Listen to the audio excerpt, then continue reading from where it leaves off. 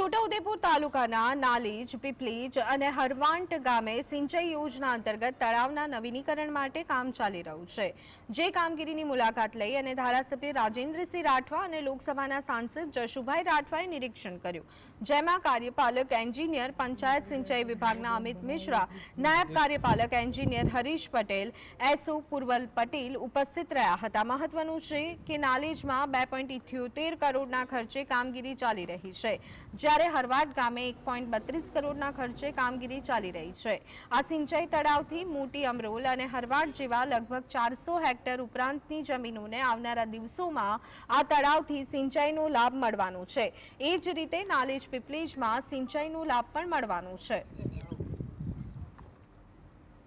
આ જે તળાવમાં જે એનું એચઆર ની આખી લાઈન અને ગેટ સાથેનું